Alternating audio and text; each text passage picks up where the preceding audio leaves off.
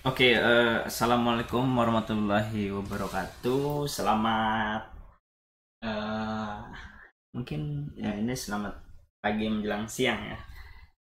Ya karena sholat Jumat ditiadakan, jadi ya ada waktu untuk membuat video ya. Mungkin sampai jam 12 ya kita bisa sholat. Tuh. Jadi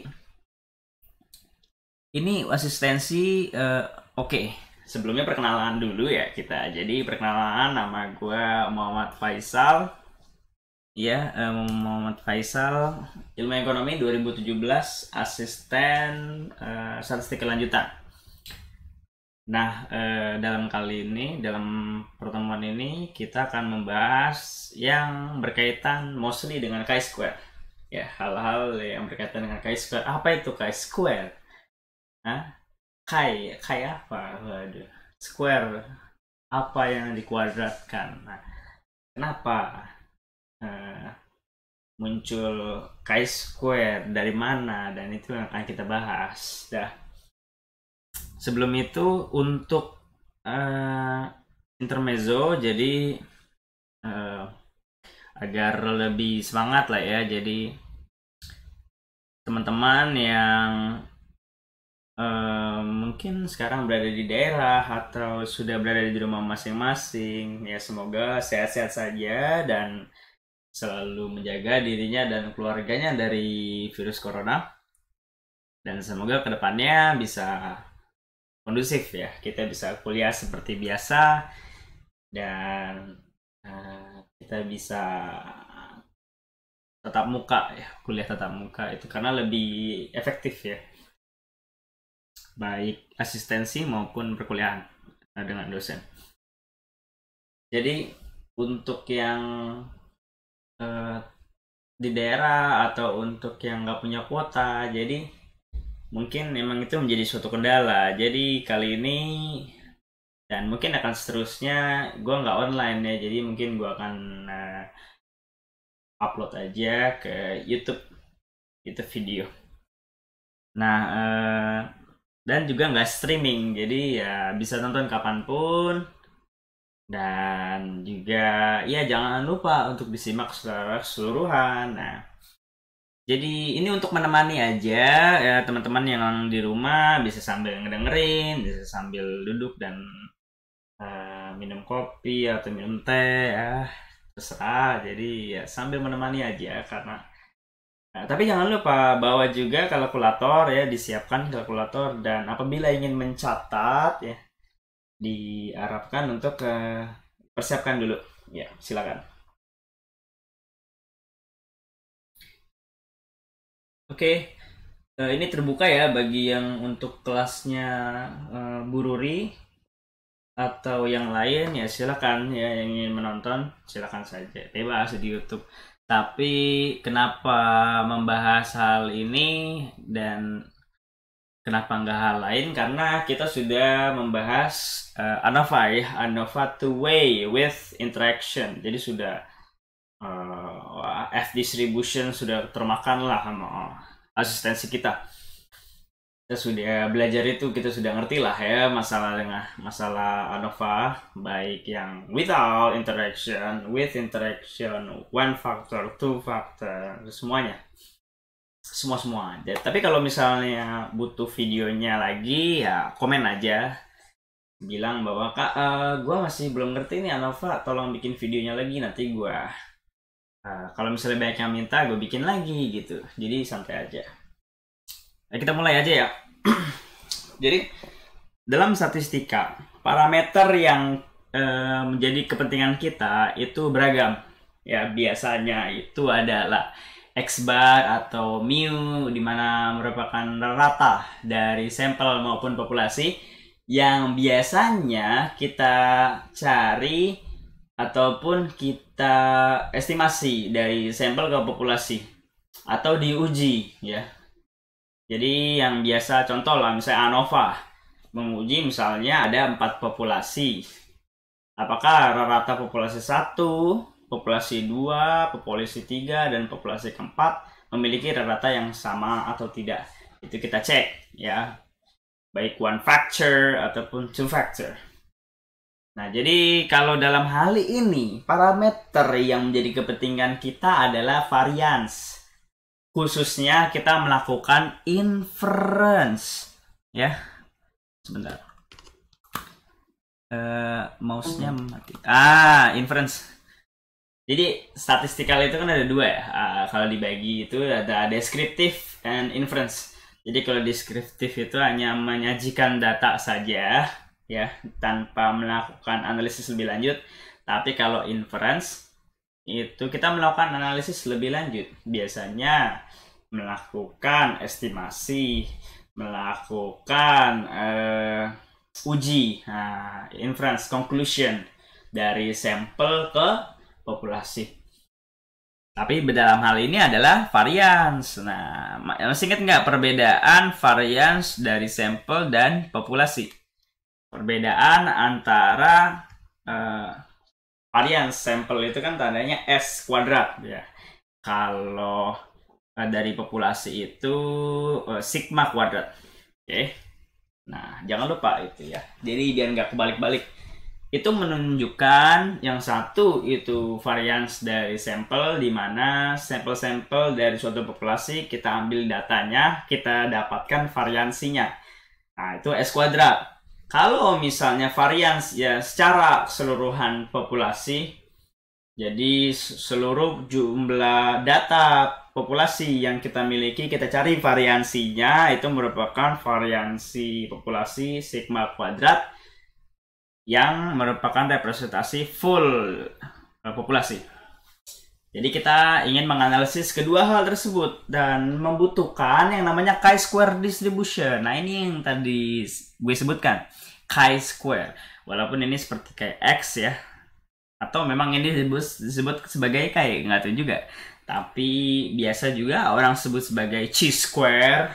Biasa anak MIPA yang sebut chi-square, tapi chi-square lah ya. Oke, biar nggak lama-lama, jadi biasa kita mengkonstruk confidence interval untuk menguji ya, apakah dia jatuh di rejections area atau di do not reject, atau memang soalnya menyuruh untuk kita bikin confidence interval ya, untuk critical value kiri dan kanan seperti biasa ya. Lalu conduct a hypothesis test ya, biasa. Hypothesis test bisa pakai tes statistik, bisa juga pakai confidence interval, tergantung dari one tail, two tails, atau left tail atau right tails. Oke, yang bisa kita lihat dari penyusunan hipotesisnya. Bisa kita lihat dari statement yang akan diuji. Oke. Juga kita akan belajar dengan F distribution yang sudah kita ketahui di ANOVA. Ya, di mana memiliki 2 degree of freedom. Ada DF1, ada DF2. Nah, untuk apa F distribution dalam materi ini kita akan pelajari lebih lanjut nanti. Lalu bukan hanya kita mempelajari tentang varians dari suatu populasi, tapi kita juga bisa membandingkan varians dari suatu populasi dengan populasi yang lain. Nah, jadi kenapa sih kita tuh melakukan hal tersebut ya? Nanti gue jelasin ilustrasinya. Tapi sebelum itu, ini yang terakhir, rasio ya. Jadi untuk membandingkan populasi satu dengan populasi yang lain, variansnya itu kita melakukan rasio yang kita uji dengan bantuan F distribution. Ilustrasinya begini ya. Ini sebelum masuk ke assessing the risk of mutual fund returns, kita masuk ke ilustrasi dulu, bisa didengarkan baik-baik, santai. Jadi peneliti ataupun kita itu memerlukan data variansi itu bisa berbeda-beda kepentingan ya, bisa menginginkan variansi yang kecil atau variansi yang tinggi. Nah, dalam contoh pertama yaitu adalah sepak bola. Misalnya dalam sepak bola yang dimainkan oleh 11 orang di lapangan dan beberapa orang cadangan. Oke, bisa dibayangkan ya. Oke, bayangkan ada 2 tim sepak bola. Ya, tim pertama itu yang sering mencetak gol itu hanya striker tunggal. Ya, sesekali penyerang sayap atau penyerang sayap kiri ataupun penyerang sayap kanan. Atau bayangkan yang lebih konkret deh, FC Barcelona. Nah, FC Barcelona itu biasanya itu Lionel Messi yang mencetak gol, ya. Ini teman-teman mengenal ya, baik perempuan maupun laki-laki tahu apa itu atau siapa itu Lionel Messi. 6 Ballon d'Or, jadi pemain terbaik ya, salah satu pemain terbaik dunia. Dan di klubnya di FC Barcelona dia itu yang paling sering mencetak gol. Teman-teman yang lain rekan setimnya itu jarang mencetak gol, yang paling sering adalah Lionel Messi. Itu adalah skenario pertama atau tim pertama. Lalu ada tim kedua. Tim kedua, let's say Arsenal misalnya ya. Gue bukannya fans Arsenal ya, gue fans Barcelona. Tapi kalau Arsenal kan pemainnya nggak ada yang menonjol sendiri ya. Semuanya ya absurd-absurd gitu kan. Tapi mereka semua itu juga mencetak gol juga. Kadang Lacazette, kadang Aubameyang, kadang teman-temannya yang lain lah gitu lah. Kadang Ozil dan lain-lain. Jadi mereka itu bisa mencetak gol, itu strikernya, bisa juga gelandangnya, bahkan backnya.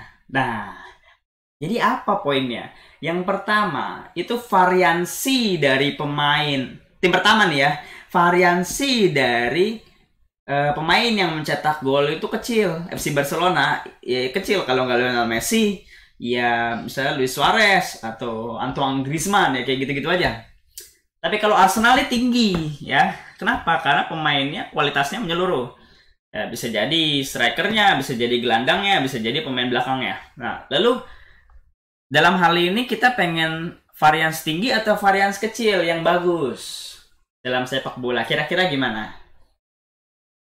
Nah, yang cowok-cowok pasti tahu nih. Pasti varians yang tinggi. Kenapa? Kalau variansinya rendah kayak FC Barcelona, kalau Lionel Messi cedera, kalau Lionel Messi nggak main, siapa yang mencetak gol?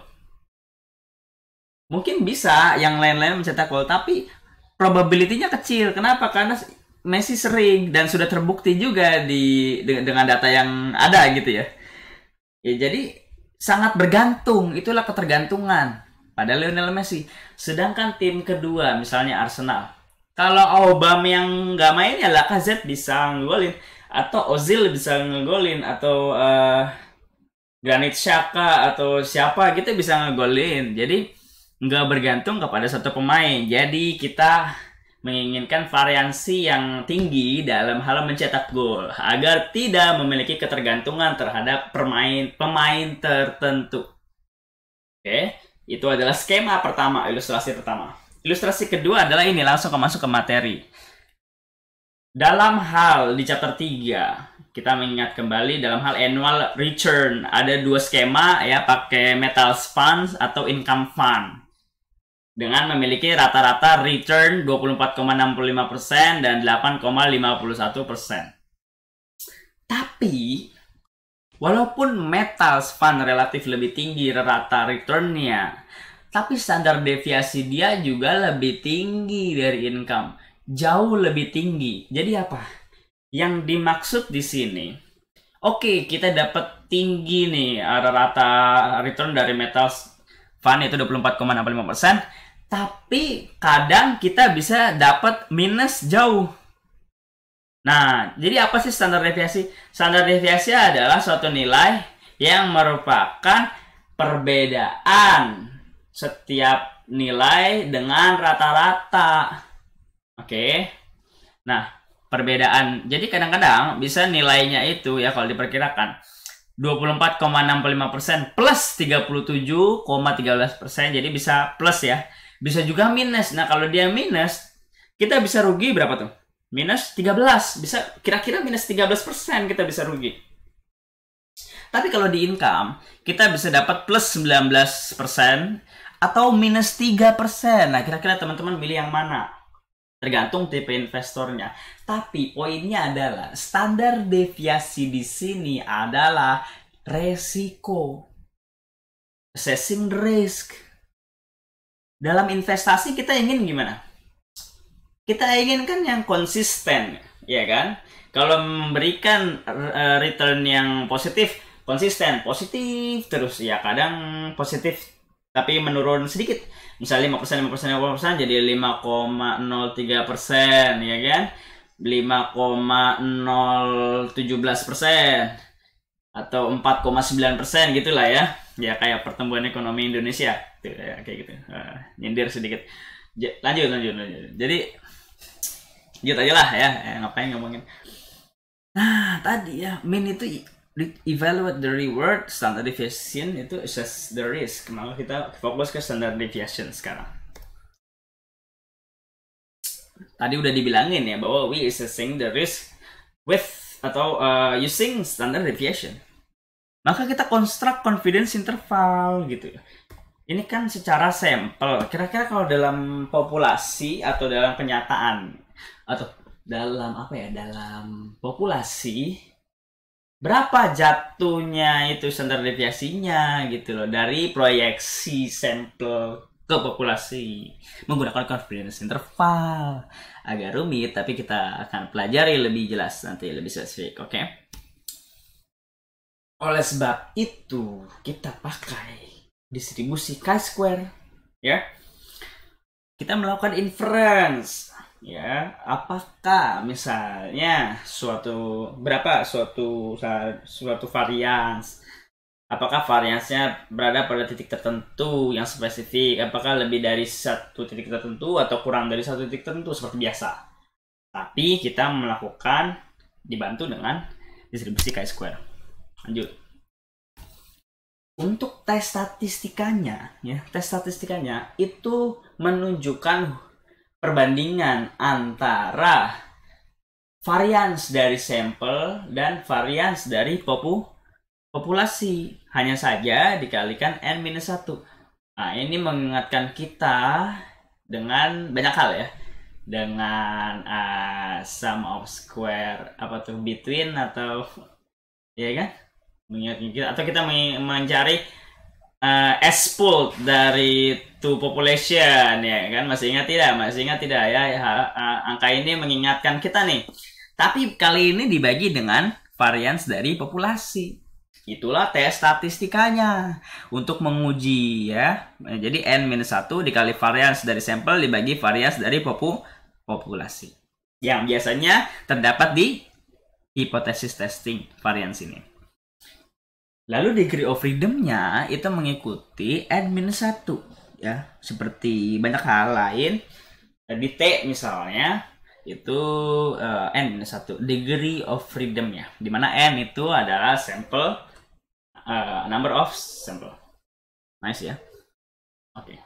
Nah, untuk hubungan antara distribusi chi-square dengan DF-nya, semakin besar DF, di gambar ini ya. Untuk DF-nya 5 itu dia lebih, variansinya lebih apa? Lebih tinggi apa lebih sedikit? Lebih kecil. Berkaitan dengan apa lagi bukan selain dari variansi? Berkaitan dengan rejection areanya kan gitu. Jadi DF ini banyak berkaitan. Apalagi kalau kita lihat dari ini kan. Nanti kalau kita bandingkan dengan T-table, jadi memang sangat berkaitan dengan terima atau bukan terima ya, do not reject atau reject Hano.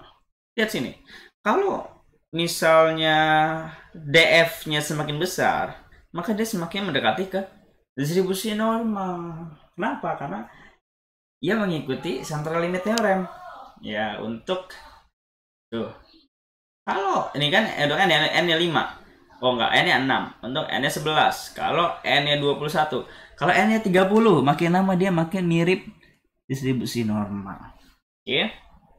Nah, itulah kaidah-kaidah dari degree of freedom yang sepertinya kita juga sudah mempelajari di pertemuan-pertemuan sebelumnya. Jadi chi-square itu bisa kita mendapatkan critical value di right tails atau di left tails-nya. Bagaimana caranya? Lihat tabel dengan formulasi yang kita butuhkan adalah alpha dan juga degree of freedom. Ya.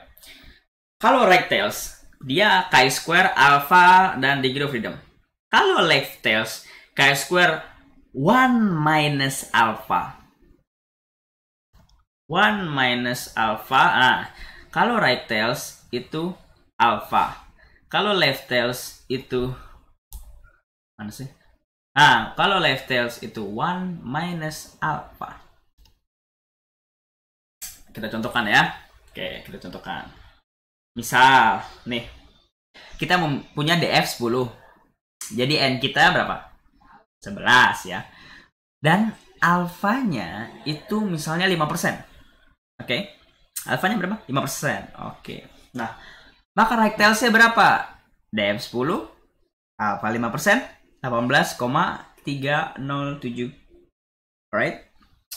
1 minus alfanya berapa? Kalau alfanya 5%, maka 1 minus alfanya 0,95. Ya kan? Untuk left tails. Nah, jadi berapa? 3,940. Jadi di sini 3,940, di kanan 18,307. Kiri kanan ya sama-sama memiliki probability 5%. Kenapa? Karena di dalam chi-square ya. Di dalam chi-square distribution, luas dari kurva itu merupakan probability. Sama seperti Z ya.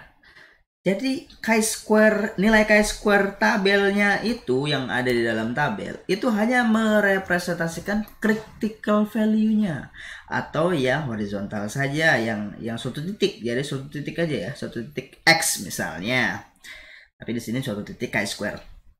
Lalu luasnya ya itu mengikuti chi-square luasnya itu adalah merupakan probabilitas.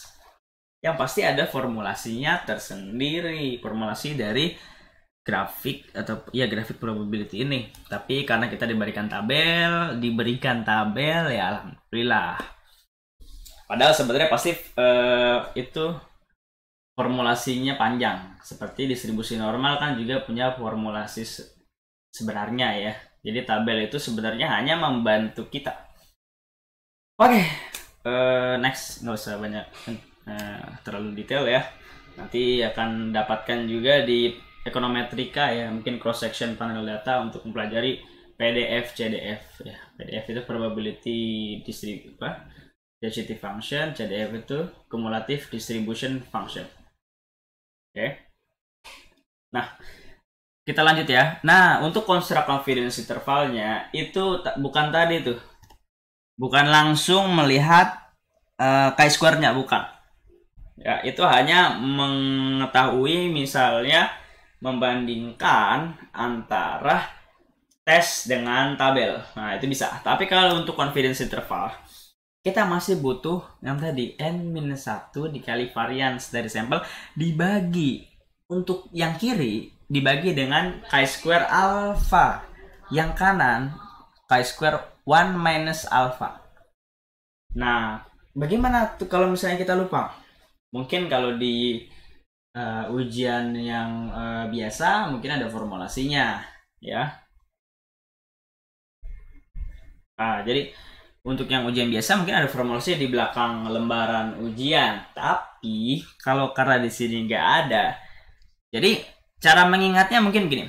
Kenapa chi-square yang alpha itu berada di kiri? Karena sudah pasti nilai yang ada di kiri pasti lebih rendah dari nilai yang ada di kanan.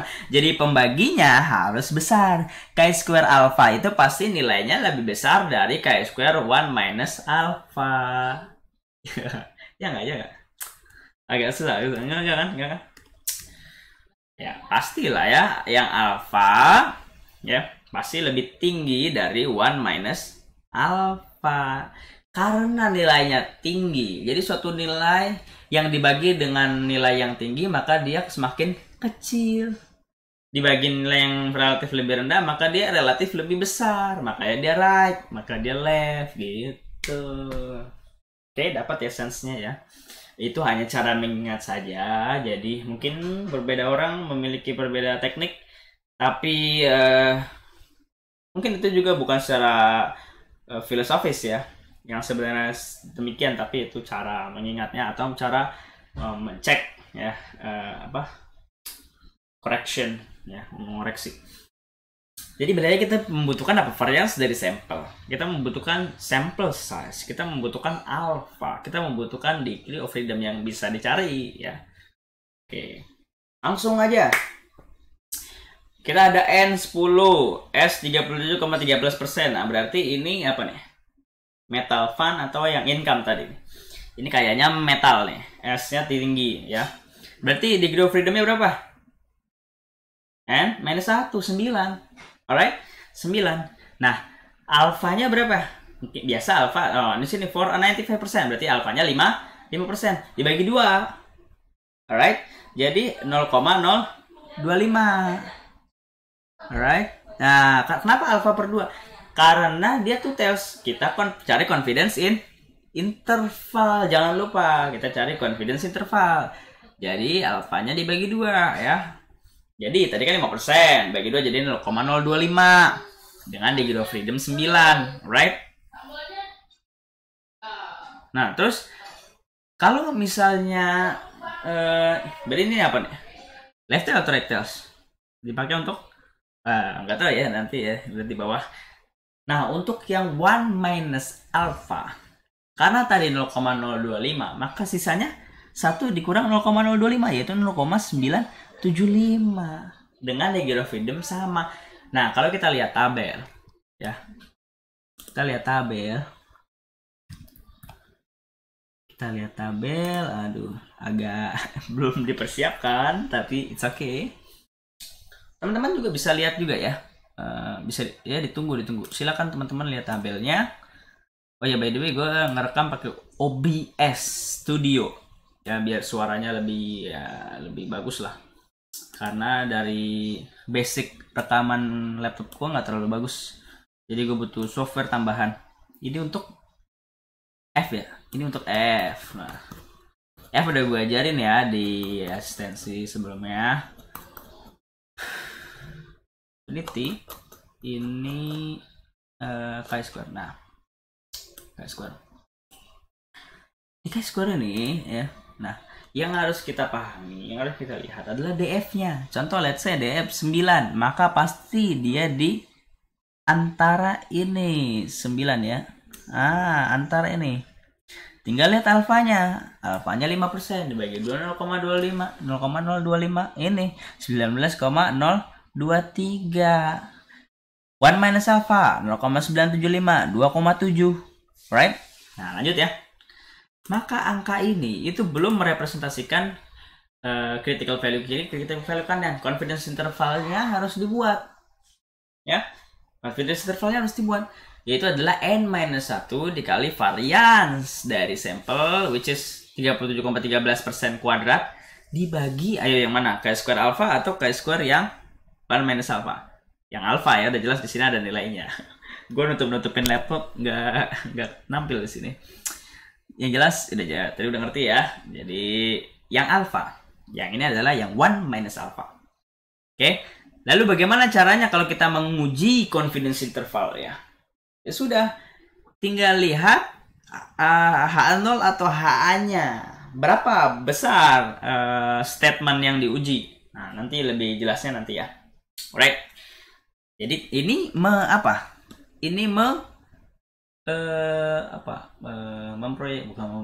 mengestimasi dari sampel yaitu 37,13%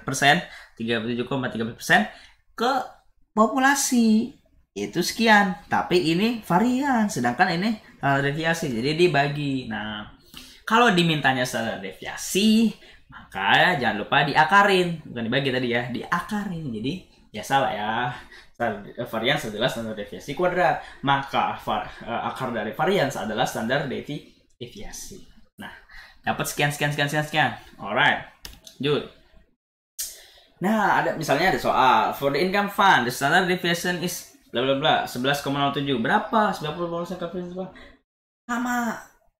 Gimana caranya? Yang pertama adalah cari chi-square table-nya dulu untuk kiri dan kanan, critical kiri dan critical kanan untuk alpha dan 1 minus alpha, which is the same. Kenapa? Karena DF-nya sama, alfanya sama. Jadi ini. Oh iya enggak? Ya enggak? Oke. Dapat ya? Apa yang membedakan dia? Formulasinya aja. Kenapa? Karena varians dari sampelnya berbeda. Kalau di sini 37,13%, kalau di sini itu 11,07. Tinggal dimasukin aja di sini. Nanti dapat nilainya. Right? Silakan dicoba. Oke, pause aja videonya ya. Silakan coba sendiri untuk mengetahui hasilnya. Right? Gampang lah ya, lanjut aja. Alright, by the way, sorry ya, gue juga masih belum bisa untuk membahas soal. Kenapa? Karena gue belum beli pen tablet. Jadi lagi gue pesen ya pen tablet untuk bisa bahas soal. Jadi ya doain aja ya, semoga cepet bisa pakai pen tablet. Alright, jadi bisa coret-coret, jadi bisa bahas soal bareng. Mantap. Lanjut, tadi kita menguji atau bukan menguji, belum menguji, justru disuruh cari confidence interval, which is bisa digunakan untuk uji hipotesis kalau dia two tails. Nah, inget nggak? Yoman. Lanjut ya. Kalau kita disuruh menguji seperti biasa, construct the hypothesis itu bisa terdiri dari tiga sub lah, atau bukan tiga sub, tapi bisa 3 tipe. Tergantung statementnya akan kita uji hipotesisnya. Contoh, misalnya saya bilang bahwa variansi dari pemain yang mencetak gol di FC Barcelona itu misalnya 2. Maka itu kan exact value. Maka kita ujinya varian sama dengan 2. Nah, tadi 2 itu sudah deviasi ya. Jadi 2 kuadrat lah 4 misalnya. Varian sama dengan 4. Sudah sama dengan 4, maka dia two tail. Kalau two tail, maka alfanya dibagi 2. Kita bisa uji pakai tes statistika, kita bisa uji juga pakai confidence interval. Right? Karena di kiri dan kanan bisa kita uji dia ada di rejection area atau tidak. Nah, kalau right tails atau tidak. Nah, misalnya variansi dari uang jajan atau uang saku mahasiswa itu sebanyak 300.000 per bulan misalnya ya, variasinya 300.000 per bulan. Itu sadar deviasinya. Jadi misalnya variansinya ya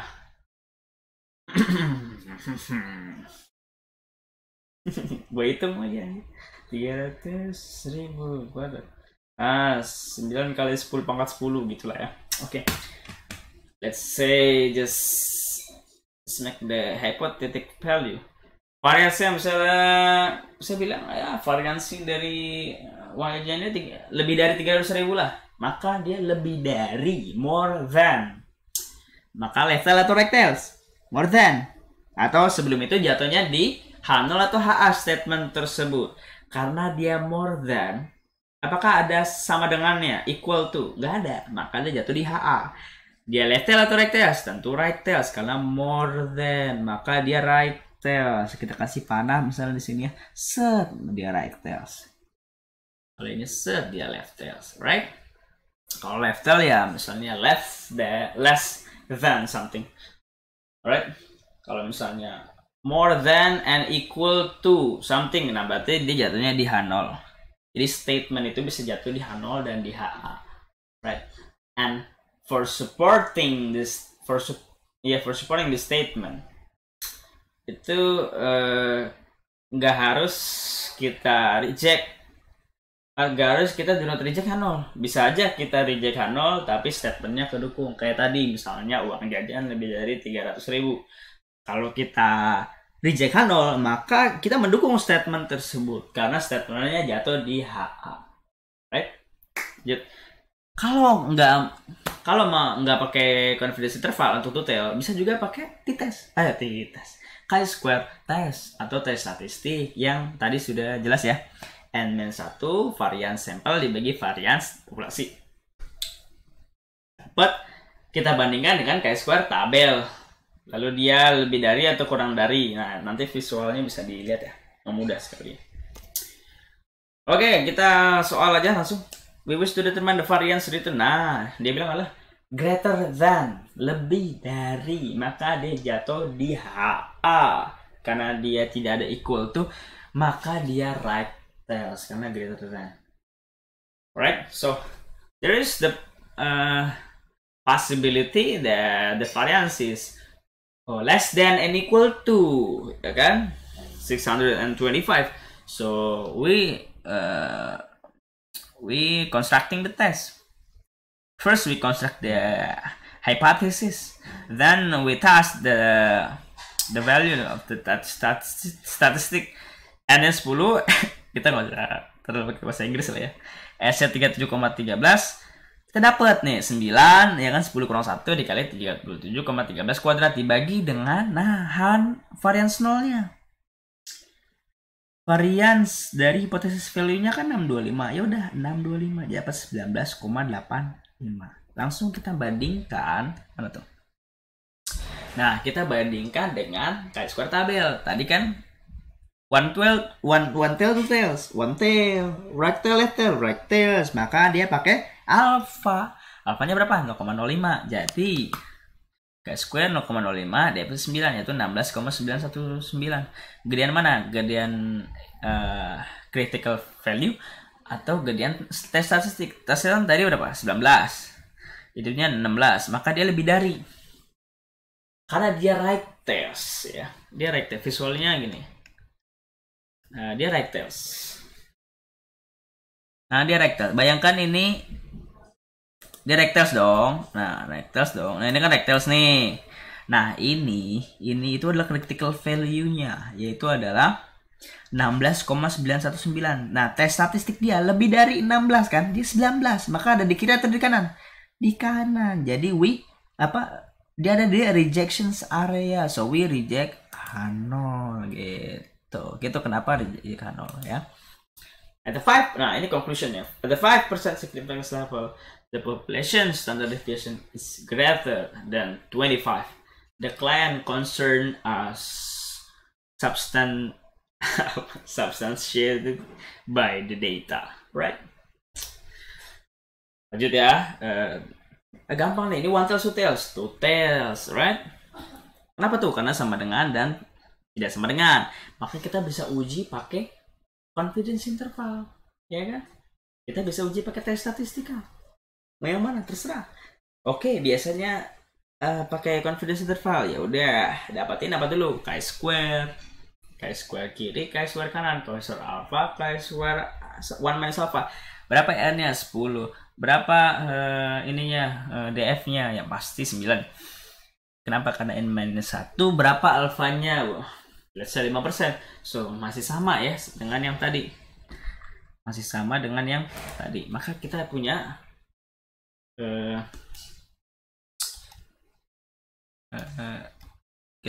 nah ini kita punya untuk alfanya 19,023. Ingat ya, dia confidence interval dia tuh tails, berarti alfa per 2, right? Yang ini adalah 0,975, yaitu 19,023 dan 2,7.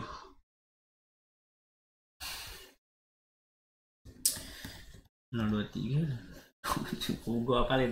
Nah, ya udah, n minus 1 berapa? 9 kali berapa? 9 kali variansi berapa?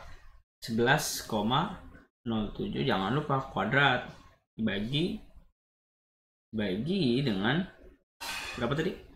Untuk left itu kan kita pakai alpha. Nah, alpha itu tadi 19 kan? 19, something.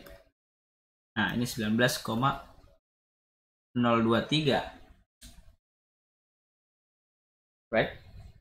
19,023. So, berapa? 57. Untuk kiri 57.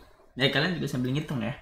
Yang kiri 57, yang kanan itu karena dia 1 minus alpha. Jadi tadi 2,7 ya chi-square-nya. 2,7. So, salah.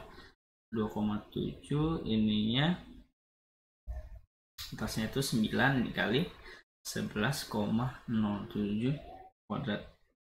Jadi berapa?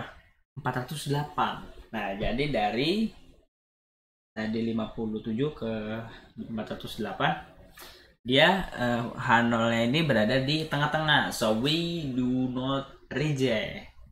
Kalau dia H0-nya ini kurang dari tadi 50 sekian atau lebih dari 408, nah maka kita reject. Tapi karena dia berada di dalam confidence interval, maka we still believe at 5%. The variance is 72.25, right? Mantap. Tadi kita bandingkan dengan t-test, chi-square test, chi-square tabel. Tapi kita belum bandingkan dengan p-value. Bagaimana caranya? Mudah saja. Nah, tadi kita dapat bahwa tes statistikanya berapa? Nah, tadi kita belum menggunakan tes statistika. Kalau pakai tes statistika gimana? Maka tinggal 9 kali 11,07 kuadrat dibagi dengan H0-nya 72,25. Jadi berapa? 15,2651. Nah, 15,2651. Berapa p-value-nya? Pertama, ya, kita tegas saja. Dia pasti berada di sekitar sini nilainya. Kenapa? Karena DF-nya 9. Jadi yang pertama yang harus kita lakukan adalah pedulikan degree of freedom. After that, we choose the right alpha. Alpha yang digunakan adalah 5%. Ya, dia 5%, dia two tails. Maka 0,025 untuk 9 dan 0,025. Oh, enggak, sorry. salah. Ya, bentar. Kita ulang ya. Siap, right? Tadi kita kan mau mencari dari tadi ya nilai chi-square ke probability-nya atau p-value-nya. Kita dapat dari tes tadi 15,265. Nah, berada di mana dia? Cari aja 15. Kira-kira dia berada di sini kan, antara ini dan ini. Maka probability-nya yaitu kita lihat di atas, di sini di kolom probabilitas. Antara 5% dan 1%. Let's say 7%. Maka value dari tes statistika yang tadi kita bandingkan dengan alpha. Alfanya 5%. P-value-nya 7%. Gedean mana? Gedean P-value. So we do not reject. We reject if P-value kurang dari alpha. Right? Mantap. Masih ingat kan? Ya, berulang kali sudah digambarkan ya. Mohon maaf belum bisa menggambar karena belum ada pen tablet. Mantap. Lanjut. Gampang. Lanjut ya. Biar cepat bisa selesai. Kita lanjut ke untuk mencek ada dua populasi, membandingkan apakah populasi satu dan populasi lain itu secara statistik berbeda atau tidak variansinya. Kita mau cek nih, misalnya tadi Arsenal sama FC Barcelona. Kalau variansinya sama, maka ini sigma kuadrat per sigma 1 kuadrat per sigma 2 kuadrat ya 1. Kalau sama variansi 1 dan 2. Tapi kalau berbeda ya berarti suatu nilai selain 1. Nah, kita menggunakan apa? Kita menggunakan F distribution yang sudah diperkenalkan saat belajar ANOVA. Yang membutuhkan DF1 dan DF2. Di mana DF1 adalah N1-1, yaitu banyaknya sampel size dari populasi 1 dikurang 1. Yang kedua, DF2 adalah banyaknya sampel size populasi 2 kurang 1. Oke. Maka kita bisa dapat F distribution tergantung alfanya. Jadi kita butuh alfa, kita butuh DF1, kita butuh DF2, dapat F. Mantap. Nah, tadi udah dijelasin ya. Mantap. Nah, tapi untuk inilah F distributions ya. Represent the value search the area interactals. Nah, probability-nya masih luas dari kurva itu adalah alpha, atau luas dari kurva itu adalah probability-nya, di mana F itu hanya critical value atau nilai di titik-titik di bawah ini. Right? With 2 tadi ya DF. Nah, alright, so we check. Misal tadi misalnya ada Jangan ya, di sini nggak ada. Oh, apa sih ini? Ini. Misalnya DF1 6. Nah, DF1 ini kan DF2 nih, ini DF1. Nah, 6. DF2 berapa? DF2 8. 6 8. Maka dia di antara ini nilainya. Tapi tergantung apa alfanya. Alfanya berapa? 5%. Maka 3,58. Kalau alfa per 2 kalau dia tutel maka 0,025, maka dia 4,65. Mantap. Oke ya. Jadi kita perhatikan DF1 yang biasa emang dilihat dari atas, DF2 biasa dilihat dari samping, lalu lihat berapa p-value-nya, maka kita dapat berapa, bukan p-value, misalnya alpha, maka kita dapat berapa f critical value. Mantap. Itu adalah 3,58. Maka probability p-value di atas F 3,58 adalah berapa? 5%. Kenapa? Karena kan kita dapat tadi berapa critical value di sini? 3,58. Nah, luas. Kita dapat 3,58 dari mana? Dari melihat tabel dengan alfa 5%. Nah, jadi ini tuh berapa? 5%. Di mana ini adalah rejection area. Nah, yang udah dijelasin sebenarnya di asis sebelumnya juga. Nah, kalau left tails value-nya gimana? Apakah ada perbedaan dari yang tadi? Apakah 1 minus alpha juga? Betul, 1 minus alpha juga. Tapi cara menilainya kita tidak bisa langsung melihat dari alpha. Lihat sini alpha. Nggak ada kan alpha yang 0,9 gitu, nggak ada kan? Jadi kita butuh ubah menjadi 1 per F. Untuk DF-nya ditukar. DF1 yang pertama itu kan biasa DF1, tapi sekarang menjadi DF2. Nah, DF2 menjadi DF1. Right? Tadi 6 dan 8 menjadi 8 dan 6 untuk melihat left tails-nya. Oke? Nah, tadi kan berapa? 6 dan 8. Maka F68 kalau kita cari left value-nya F68 tapi 0,95 berapa? 86. Dari 68 jadi 86 untuk 5%. Oke. Kan masih dia juga alpha ya, bukan 1 minus alpha. 1 minus alpha ini hanya tandanya, tapi cara menghitungnya 1 dibagi ini. Maka kita dapat nih F 0,05 dengan DF 8 dan 6 dapat 4,15. Jadi left tails value untuk F dengan DF6 dan DF16 dan DF28 dan 5% alfa adalah 1 per 4,15. Itu 0,24. Jadi nilai left-nya 0,24, nilai right-nya berapa? Nilai right-nya adalah 3,58.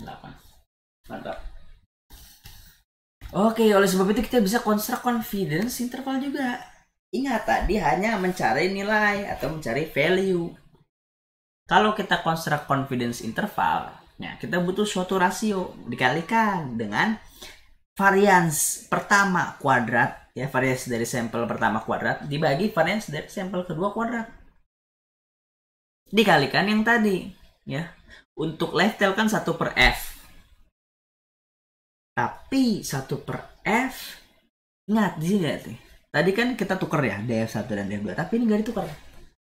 Dia DF1 dan DF2. Justru sebaliknya, yang ditukar adalah yang right tails. Dimana dia adalah DF2 dan DF1. Nah, ini bisa salah nih ya. Bisa salah nih teman-teman. Jadi jangan lupa.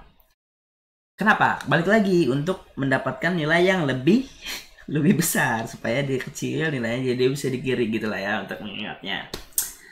Tapi sama-sama dikalikan dengan perbandingan antara varians dari sampel populasi masing-masing ya. Ini populasi 1 kuadrat, sampel varians 1 kuadrat, baru sampel varians 2 kuadrat, dan ini juga sama. Alright. Dengan DF1N-1, DF2N2-1.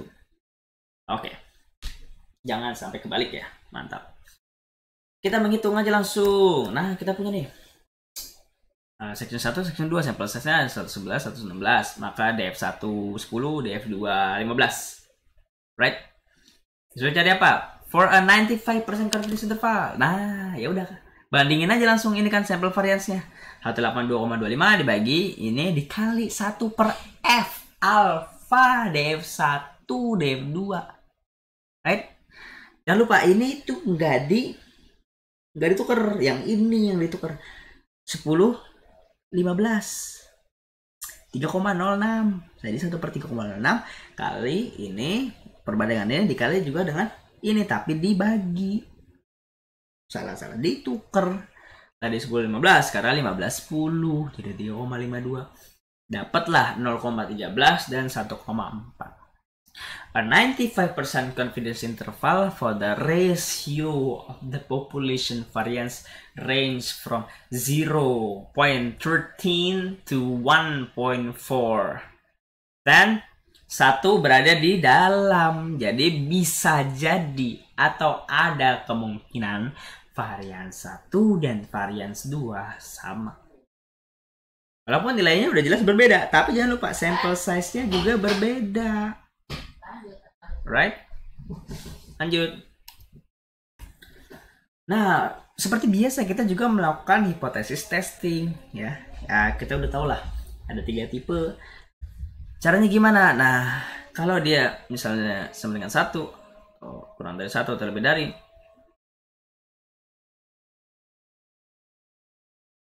nah kita berhenti dulu, ada azan ya.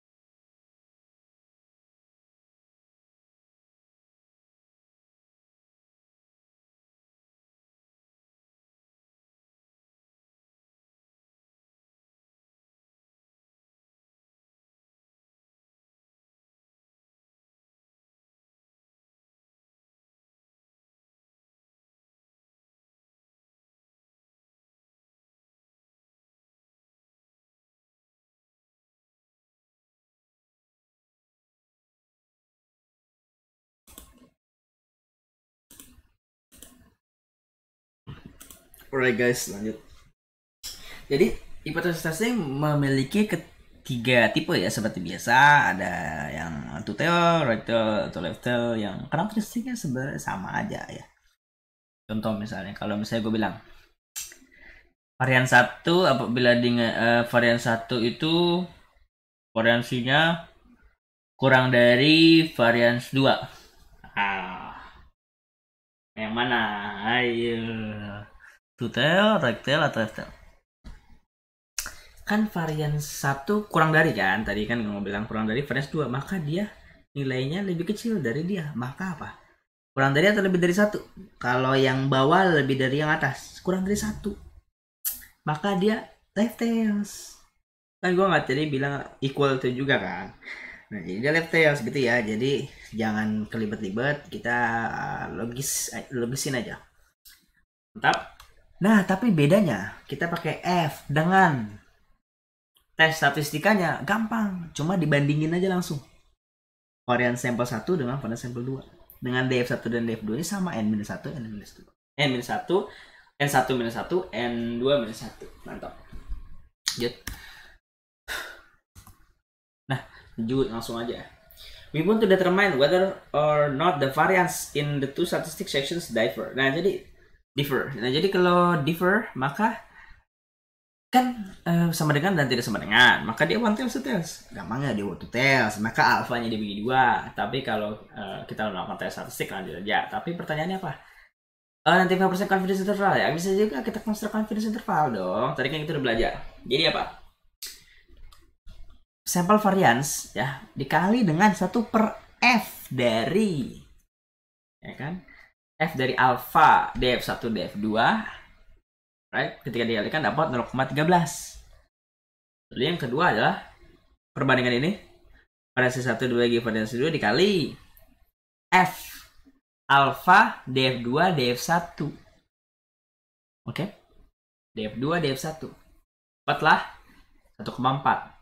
So, kita lihat hipotesis value-nya 1. Ada nggak di dalam? Ada. Jadi, we do not reject Hanoi. Oke. Jadi, kalau confidence interval itu kita bandingin dengan hipotesis value-nya. Oke. Kalau tes statistik bandingin dengan kalau tes statistik kita bandingin dengan critical value. Right?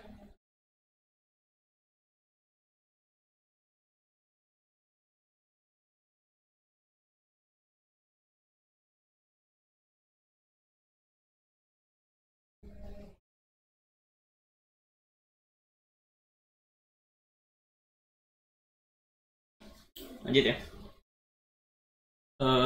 Nah, one tail tadi kan two tails. Nah, kalau one tail dia left tail atau right tails. Tes statistik kan tinggal diperbandingkan doang, gampang. We return to the introductory case. Does the metal fund involve more risk than income? So, kalau metalnya more, pertanyaannya kita pakai yang mana? Varian 1 yang metal atau income? Biasanya yang duluan aja ya. Yang duluan kan metal di sini. Yaudah, metal itu adalah varian 1. Karena dia misalnya tes dia more risk atau enggak. Kalau dia more, berarti kan atasnya lebih tinggi dari yang bawah, maka dia lebih dari 1. Maka dia right tails. Hanolnya kurang dari sama dengan 1. So ceknya right tails itu adalah F alpha df1 df2 gitu.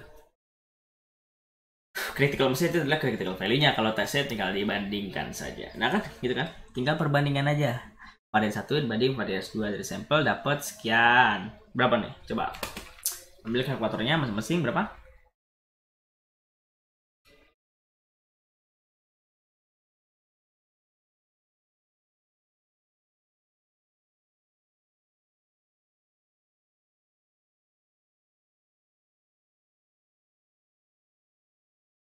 Berapa? 11,25. Right? Critical value-nya berapa? Alright, lihat kamera. F-nya berapa? F1, F2. Kok Fn ya? N ini diketahui nggak sih? Diketahui nih, sama-sama 10. Maka df-nya sama-sama 9. Df1 baik df1 dan df2. 9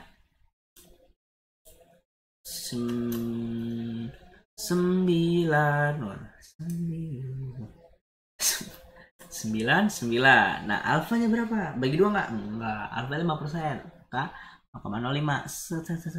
9, 3,18. Right? Tadi kita dapat 11,25. Critical value-nya 3,18.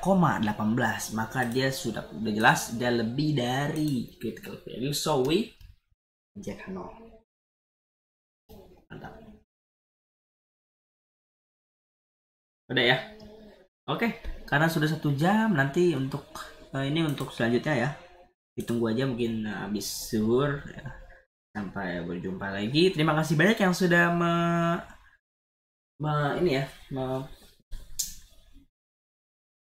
memperhatikan dari awal sampai akhir. Kurang lebihnya mohon maaf kalau suara gua kurang jelas atau gua so asik atau apa ya, mohon maaf karena ya biar nyaman aja, biar asik aja. Dan kalau yang ya gue nggak kelihatan mukanya karena ya kamera gue nggak terlalu bagus ya, karena juga kadang-kadang emang eh, ngantukin juga kalau nggak ada wajahnya yang ada tampilannya, tapi ya nggak apa-apa. Semoga lu memahami dan selamat eh, berlatih lagi. Terima kasih banyak. Wassalamualaikum warahmatullahi wabarakatuh.